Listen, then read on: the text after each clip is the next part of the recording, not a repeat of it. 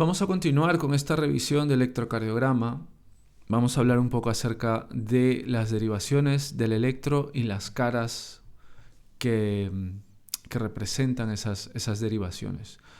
Lo primero que debo hacer cuando tengo el electrocardiograma en la mano, el papel, es asegurarme que el aparato está bien calibrado, ¿no? El papel se mueve a una velocidad y las agujas del electro se mueven a una altura, y esto hace que las ondas salgan con cierta frecuencia y con cierta amplitud. Entonces, esos valores tienen que ser iguales en todos los electros para que las lecturas sean iguales, ¿no? Para que siempre las ondas tengan la misma altura y los segmentos y los intervalos, las ondas tengan el mismo ancho, ¿no? Entonces, importantísimo entender que el papel se mueve a 25 milímetros por segundo, o sea, cada segundo el papel se mueve 25 milímetros, y eso corresponde, como está en el dibujo, a 5 cuadrados grandes de un papel de electrocardiograma. Número mágico 1 por 1, quiero decir que cada cuadrado pequeñito es 1 por 1, es 1 milímetro por milímetro. Entonces, 5 cuadraditos son 5 milímetros, 5 cuadrados grandes, 5 por 5, 25. Y eso corresponde a un segundo. Eso significa, y si ven aquí a las barras rojas, vean el cuadrito rojo, eso significa que cada cuadrado pequeñito son, a lo ancho, 40 milisegundos, ¿no? Por eso decimos que la onda P, que está entre 2 y 3 cuadraditos, deberían ser 80 milisegundos, 2 cuadraditos. Por eso decimos que el intervalo PR debería ser 200 milisegundos, que es 5 por 4 o 5 por 40, ¿no? Un QRS debería ser de 120 milisegundos, hasta 3 cuadritos, ¿no? 40 por 3 y así. Entonces, acuérdense, cada cuadradito es 1 por 1 milímetro, pero a la velocidad que se debería mover el papel, el ancho de cada cuadrado pequeñito deberían ser 40 milisegundos. Y la manera en cómo eso lo tenemos claro es que tenemos que ver debajo del electro, que me indica que el papel se mueve a 25 milímetros por segundo. Eso en relación a la velocidad del papel. Eso nos puede dar frecuencias. Un papel que se mueve muy despacio va a dar la apariencia de que la frecuencia cardíaca va a ser mayor, porque me va a dibujar más ondas en espacios más pequeños. Un papel que se mueve muy rápido va a sacar ondas súper anchas, va a dar la impresión de que tenemos QRS anchos constantemente. La aguja se mueve a un valor aproximadamente de, ojo con esto, 1 milivoltio por milímetro. 1 milivoltio por milímetro de altura. Como ven en esta parte del electro, esto significa que 2 cuadrados grandes a lo alto, que serían 5 y 5, 10 milímetros, corresponden a 1 milivoltio, ¿no? Entonces, a lo alto, cada cuadradito, que es 1 milímetro, es 1 milivoltio. Entonces, 10 cuadrados son 1 milivoltio. Y a lo ancho, repetimos, a lo ancho son 40 milisegundos por cuadrado pequeñito. Como a lo alto 2 cuadrados son 10 milímetros y 10 milímetros son 1 milivoltio, pues el otro número es 10 milímetros por milivoltio. Entonces, por eso es que abajo del electro tenemos este 2510, y al final, pues todo este rollo que hemos estado hablando y contando, al final es que es 2510, ¿no? Cuando reciban su electro, el papel del electrocardiograma, tienen que fijarse que abajo pone 2510, que son 25 milímetros por segundo la velocidad a la que se mueve el papel, y la relación de las amplitudes según cómo se mueve la aguja del electro debería ser 10 milímetros por cada milivoltio, ¿no? Significa que cada cuadrado pequeñito es 1 milivoltio, y pues 5 cuadraditos serán 0,5 milivoltios. 2510, ¿de acuerdo? Una vez que hemos dejado esto en claro, tenemos aquí la típica foto del electrocardiograma de 12 derivaciones. Recuerden que esto no es un monitor. El monitor me va a enseñar una, a lo mejor 3 derivaciones. Esto es un electro que contiene 12 derivaciones. ¿Y por qué contiene 12 derivaciones? Porque De esta manera tengo una visión tridimensional del corazón, porque hay derivaciones que me hablan de distintas caras, lados o paredes del corazón. Por eso es que para hacer un diagnóstico de daño miocárdico por síndrome coronario, por una oclusión de una coronaria, yo necesito esa visión tridimensional, yo necesito las dos derivaciones. No se puede, repito, no se puede diagnosticar un síndrome coronario, no se puede identificar una elevación del SDT que corresponda a una oclusión coronaria con un monitor. Necesitamos un electro de 2 derivaciones. Entonces, si tenemos un paciente con dolor torácico, está conectado al monitor, ¿qué es lo que tenemos que hacer? Un electro de 12 derivaciones. Entonces, tenemos derivaciones, y voy a regresar a la imagen. Tenemos 6 derivaciones del lado izquierdo, 6 derivaciones del lado derecho, y por debajo D2, que es una de las derivaciones del lado izquierdo, que es larga. Y esto pues le llaman tira de ritmo, y esto vendría a ser como el monitor, ¿no? Lo que está abajo. No todos los electros tienen una tira de ritmo abajo, pero pues en un promedio esto es el típico electro, con 6 derivaciones a la izquierda, 6 derivaciones a la derecha y una tira de ritmo abajo. Las derivaciones de la izquierda corresponden a las derivaciones de las extremidades, se denominan derivaciones del plano frontal, y eso lo veremos en el siguiente dibujo. Y las derivaciones del lado derecho se denominan derivaciones del plano horizontal o derivaciones precordiales, que están en el precordio, que están por delante del corazón. Y eso también lo veremos en otro dibujo explicativo. Repito, 6 derivaciones del plano frontal, del lado izquierdo, derivaciones de las extremidades. Estas son las derivaciones que hacen el triángulo de Einthoven, que recordábamos en el video anterior, y del lado derecho las derivaciones precordiales, las derivaciones del plano horizontal. Vamos con estas derivaciones de la izquierda, de 1, 2, 3, AVR, AVL y AVF. Y estas son las derivaciones del plano frontal, porque es como si tuviera una persona frente a mí, como si la persona me estuviera viendo de frente. De hecho, yo puedo ver el corazón, sería más o menos esta manera, ¿no? En cómo podríamos orientarnos visoespacialmente en relación a las derivaciones del plano frontal. Y esto corresponde a cómo se mueve la electricidad cuando se despolariza el sistema de conducción, ¿no? Entonces, si nosotros pudiéramos dibujar un plano cartesiano, el cero, el centro de ese plano cartesiano, de esa cruz, que es esto que lo han utilizado muchas veces seguramente para ver el eje y tal, si nosotros pudiéramos dibujar un plano cartesiano, justo encima del nodo sinusal estaría el cero, y eso nos permitiría ver la dirección en la cual se mueve la electricidad. Y es que la electricidad se mueve hacia la izquierda, hacia abajo y en diagonal hacia abajo a la izquierda. Esto lo habíamos dicho en el dibujo, en el video anterior. Y si teníamos derivaciones a la izquierda, por ejemplo AVL de left es la derivación del brazo izquierdo, pues todas las derivaciones que reciben electricidad hacen QRS positivos. Por eso es que AVL hace este QRS positivo, porque recibe la electricidad que va hacia el lado izquierdo.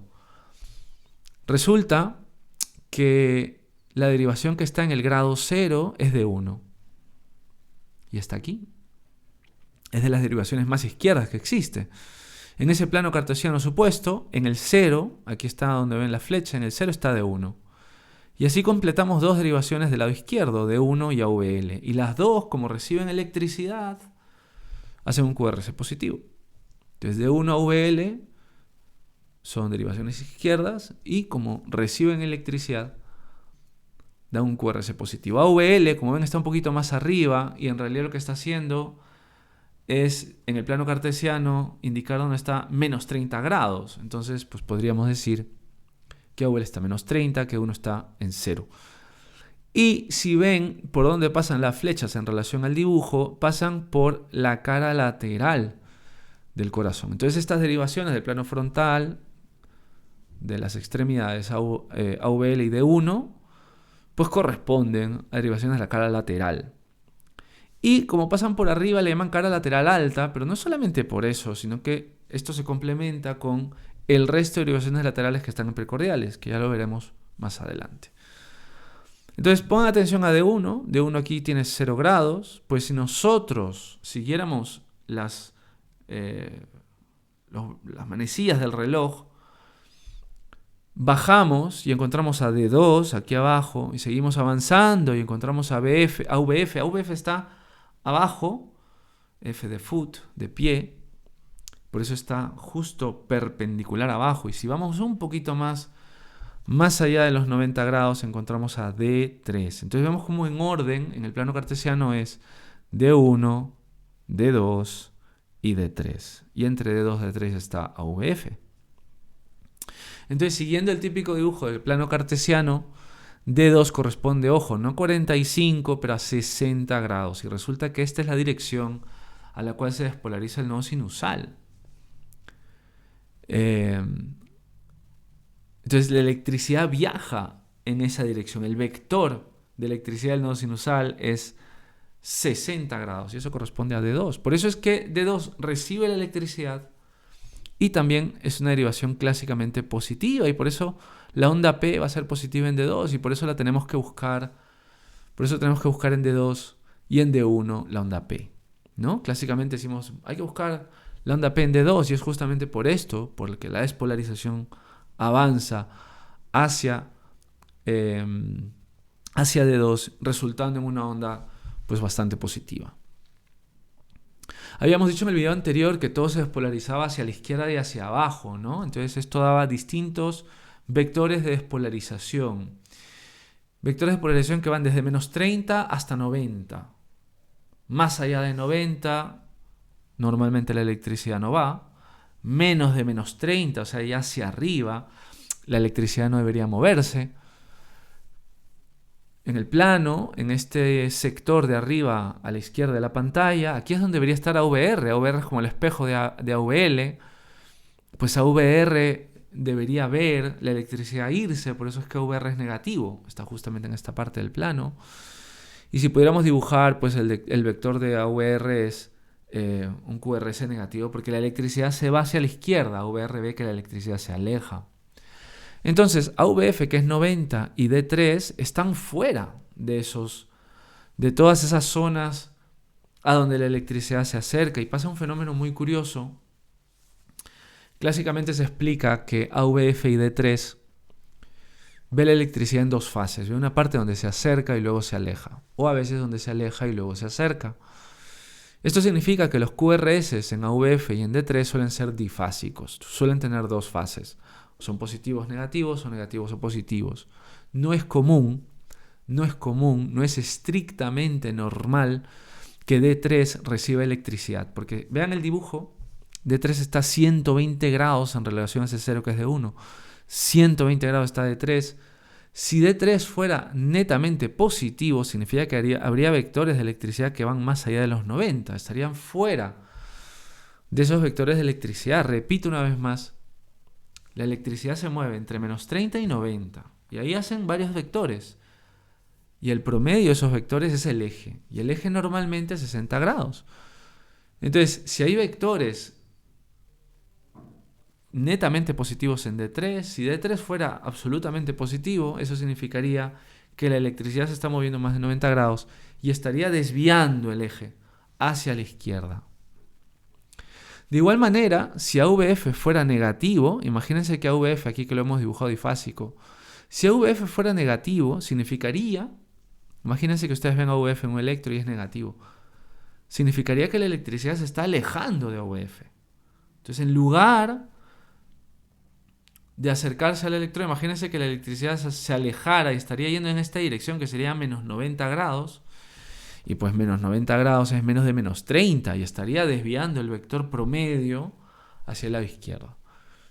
Por eso diríamos que con AOF negativo, con un D3 negativo, imaginen el D3 negativo estaría por aquí, si ahí tenemos AOF negativo y D3 negativo aquí arriba, el eje del corazón estaría desviado a este sector de aquí y eso sería una desviación del eje a la izquierda. De la misma manera, imaginen que D1 y AVL fueran negativos, ¿no? Habíamos dicho, D1 y AVL son derivaciones que son positivas, que son izquierdas. Pero imagínense que el dibujo de AVL fuera negativo, significaría que la electricidad se está alejando. ¿Cómo es posible que la electricidad esté en este sector de aquí? Eso significaría que el corazón está tan desestructurado que la electricidad viaja totalmente en sentido contrario hacia la derecha. Y eso desviaría el eje al lado derecho aquí.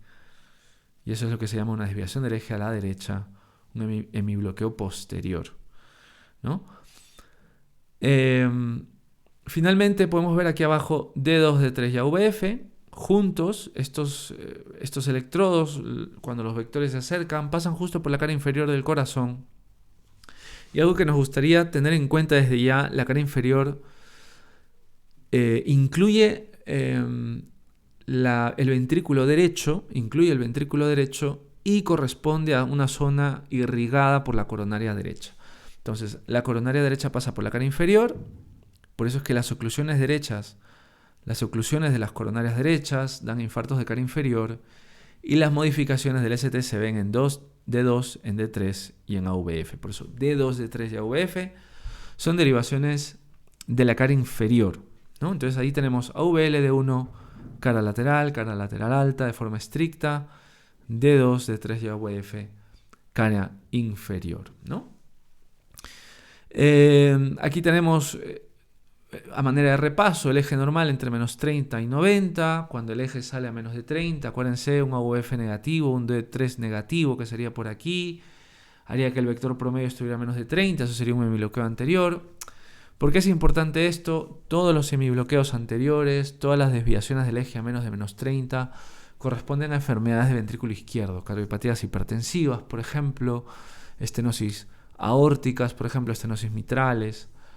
Y todas las derivaciones derechas, o sea, imaginen que tengamos un AVL negativo, un D1 negativo, un D3 superpositivo, un eje que esté en este sector de aquí, ¿no? Haría una desviación del eje a la derecha. El eje estaría a más de 90 grados, pues todo lo que es desviación derecha es patología del ventrículo derecho, sobrecargas de ventrículo derecho, bloqueos del ventrículo derecho, de la rama derecha. Esto puede ser agudo crónico, por ejemplo, pacientes que tienen hipertensión pulmonar por obesidad, por hipoventilación, pacientes que tienen enfermedad del sueño, que están hipoxémicos constantemente de forma crónica en la noche, pacientes con obesidad, con fenómenos de hipoventilación, y luego hipocasma, ¿no? Hacen hipertensión pulmonar por la hipoxemia, por el exceso de dióxido de carbono en el lecho pulmonar, se produce vasoconstricción, aumenta la presión en el lecho pulmonar, el ventrículo derecho tiene que hacer más esfuerzo, se sobrecarga de forma crónica y se desvía el eje a la derecha. Es como si cuando le cuesta trabajo el ventrículo derecho se bloquea y el eje como que demora más, como que la electricidad demorara más tiempo ahí y se desvía a la derecha. Y luego eso también pasa de forma aguda. Un paciente que normalmente tiene un eje normal, de repente hace una tromboembolia pulmonar, por ejemplo. En el tromboembolismo pulmonar hay una sobrecarga del ventrículo derecho aguda porque hay una oclusión de la arteria pulmonar principal o segmentos proximales. Y al sobrecargarse el ventrículo derecho, pues de repente se desvía el eje a la derecha. Entonces, paciente viene con disnea, con taquicardia inexplicable, una auscultación normal, está en un viaje largo, inmóvil largo tiempo, o a lo mejor tenía una escayola en una pierna mucho tiempo y está con disnea, taquipnea, taquicardia. Y entonces tenía un electro que era normal y de repente vemos que está desviado el eje a la derecha con un D1 negativo, un AVL negativo. Tiene un bloqueo de rama derecho de repente, tiene el eje desviado más de 90 grados, pues a lo mejor lo que ha pasado es que tiene una tromboembolia pulmonar. Luego, si tenemos más adelante oportunidad de ver esto en el electro, veremos cómo hay signos muy típicos electrocardiográficos que corresponden a bloqueo, a sobrecarga del ventrículo derecho y que en el contexto adecuado podemos permitirnos diagnosticar una tromboembolia pulmonar con el electro. A manera de repaso, aquí tenemos la cara lateral alta, 1AVL, la cara inferior, siempre están las derivaciones del plano frontal, 2, D3 y AVF. Y estas son las derivaciones del plano horizontal. Ya con esto vamos a terminar. Y las derivaciones del plano horizontal, pues en realidad es como si estuviéramos viendo a la persona acostada en decúbito supino, como si lo estuviéramos viendo desde los pies. Hemos tratado de girar un poco a la persona para tener una perspectiva un poco más tridimensional y podemos entender lo que está pasando, porque el dibujo del corazón visto desde abajo es un poco extraño. Pero básicamente es como vemos que los vectores de electricidad van hacia la izquierda y hacia adelante. Entonces con esto podemos completar cómo es que los vectores de electricidad van hacia la izquierda, hacia abajo y un poco hacia adelante. No tanto hacia adelante, Aquí están puestos los electrodos, ¿no? Los electrodos de V1, V2, siempre como para externales, V3, V4, V5, V6. Y en amarillo, y las cabezas de flecha en dirección a donde se mueve la electricidad. V1, V2 están como preexternales. El corazón está rotado hacia la izquierda.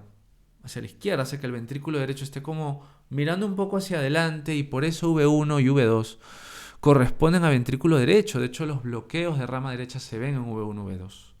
De hecho, las sospechas de infarto de ventrículo derecho se hacen mirando V1, V2. Clásicamente decimos que es la cara septal, da la electricidad desde el septum.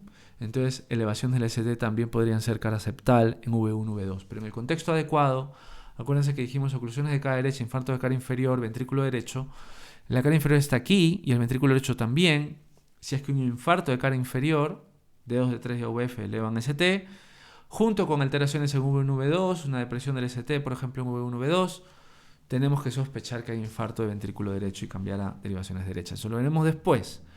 Pero lo que quiero que quede claro aquí, porque no es mi intención no es mi intención confundir ni demostrar que hay mucha información que recordar, no.